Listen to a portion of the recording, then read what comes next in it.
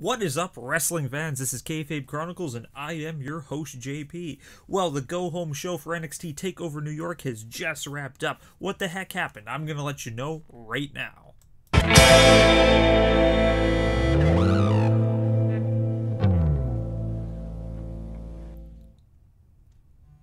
Hello, and welcome to the live stream. This is Kayfabe Chronicles, and I am your host, JP. If this is your first time here, please stick around for a little while. Partake to the chat room on the left-hand side of the screen. If you like what you see, make sure to crush like, hit subscribe, and click that bell notification for whenever we post videos. We go live every single Sunday night at 8 p.m. Central Time, except for pay-per-view nights, where we will always go on after the event to discuss the event. And we also go live Wednesdays after NXT to discuss the previous episode of NXT. And if you guys haven't done so already, make sure to check out that Twitter account, check out that Facebook page, and let's get the ball rolling. All right, what are we talking about today? You know what we're talking about today. NXT, my favorite show, your favorite show, the world's favorite show. Anyway, this week's episode starts with the War Raiders. Big old great entrance coming on down as usual. They got the flame going, smoke. They come on down and just... I love their entrance. I love every single time these guys hit the ring. Crowd's all into it. I'm throwing up the horns, just sitting there, just getting all nuts. They come down. I don't even know the names of the guys they were fighting, to be completely honest, because it's them taking on two generic local talents. Good for them for making it onto the show. And just as fast as they announce the match, it is done. The War Raiders make quick and easy work of these two guys. Who the heck knows what's going on? Immediately after that, they grab a microphone and demand that they want to fight somebody else. They demand a challenge because they are the War Raiders and they are the current NXT Tag Team Champions.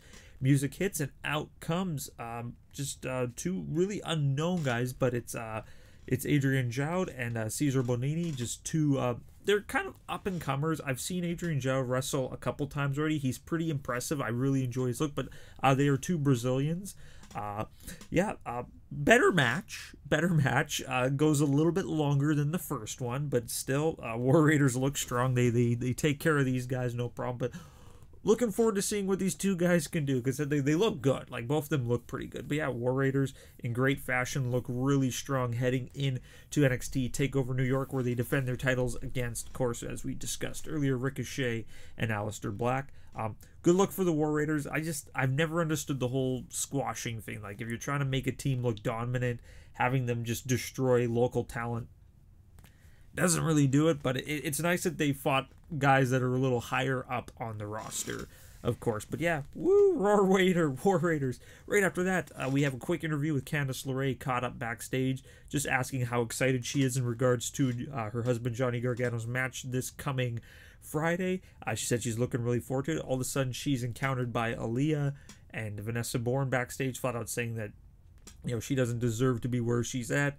And Candice LeRae says, all right, you want me to prove you wrong? I'll fight you both right now. So, ooh, the pot's stirring a little bit. The pot is stirring. Really looking forward to that, if anything comes of it. Right after that, we got Jackson Ryker from the Forgotten Sons taking on Oney Lorcan. Match itself, it's exactly as you predicted. Oney tries his best to do what he can do. Like, he's hitting Jackson Ryker with absolutely everything. Jackson's a big boy. He is a big dude, and he's just not selling any of it. Oney has a couple hope spots in there, but unfortunately, just Ryker's just too powerful. My only beef with this match, though, is a lot of rest holds. Like, a lot of moments where he's, like, holding Oney like a bear hug or like a chin lock or just wear down moves. So it just shows that Ryker doesn't have the stamina, I guess, would be the best way to explain it. Like I said, but yeah, match ends, Ryker comes out on top. Overall, I see what they're trying to do with him. Like I said, he's an impressive looking guy. Like, Jackson Ryker's if I was running a wrestling promotion, I'd take a look at him and be like, holy crap, like, this is the guy I want to have in my company. He just lacks depth, in my opinion. Like, I guess that's why he's the quiet one in the Forgotten Sons, because he doesn't really have a lot of charisma yet. But I guarantee probably within the year, he'll definitely be something to watch. Like I said, he looks good. He moves pretty good in the ring. He puts on decent matches. I need to know more about him. I need to know, like, what you're bringing to the table. Like, all they're saying is, like, look at this. And then that's it. Like, they're not explaining anything about him. So once he gets a little bit more character development, I might get a little bit more invested in him. But I'm intrigued. I'm intrigued. I've liked what I've seen so far. I'm just not sold yet on him. Right after that, we promo time, promo packages in regards to NXT TakeOver. We got the Adam Cole, Johnny Gargano video package leading up to their match.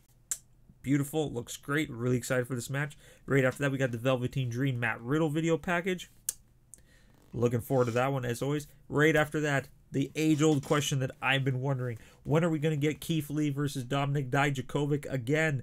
The match was supposed to happen a couple weeks ago, but unfortunately, just with the injury to Tommaso Ciampa, they had to dedicate the show to finding the new #1 competitor. I get it. So they caught up with Keith Lee, kind of holding like a press conference, and yeah, apparently William Regal has granted that in 2 weeks we're going to be getting that match.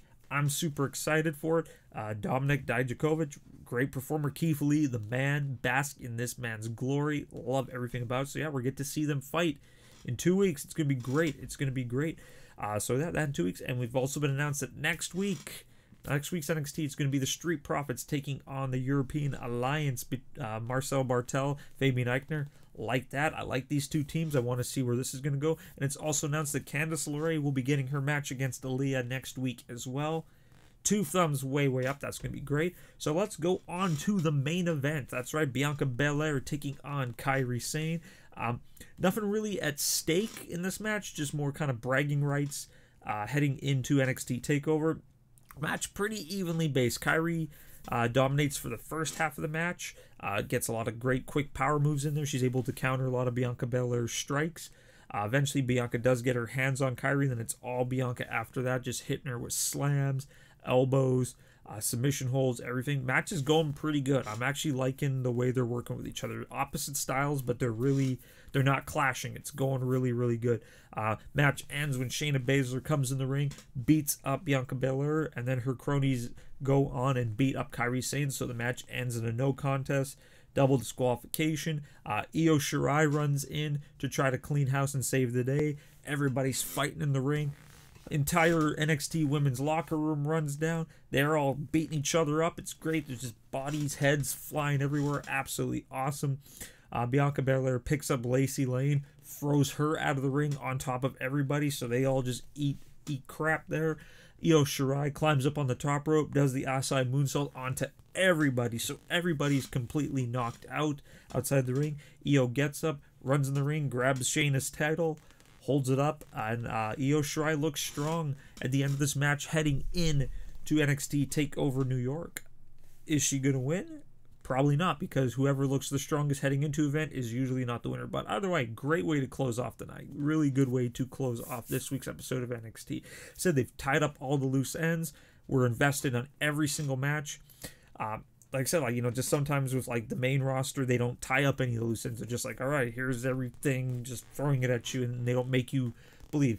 Instead, like I said, I know there's only 4 or 5 matches going into this weekend, but like I said, about every single match. They've built a feud for every single one of these matches. I'm excited for this card. I think it's going to be absolutely phenomenal. It is going to be the best NXT TakeOver, in my opinion, that they have ever produced.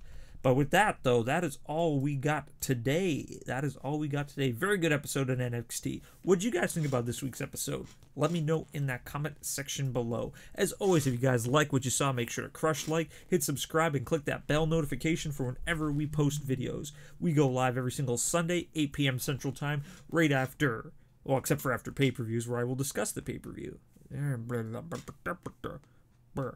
And of course, we go live Wednesdays after NXT. Sadly, today I had to do a little bit later. I had some stuff I had to take care of. I was on daddy duty tonight watching my son, so I had to wait until the missus got home so I could come down and share my love to all of you people. But yeah, we review NXT on Wednesdays, and of course, random videos throughout the week. Lots of crazy stuff going on. Check out that Facebook page. Check out that Twitter account. And please, we are at 140 something subscribers. I don't even know the count right now, but my goal is to get to 150. Hopefully we can get to 150 very soon, and then we're going to throw a giant party. Sparklers for everybody. As always, you guys are the reason why I do this. Spread the love, share the love of wrestling. This is JP from Kayfabe Chronicles. See you guys next time.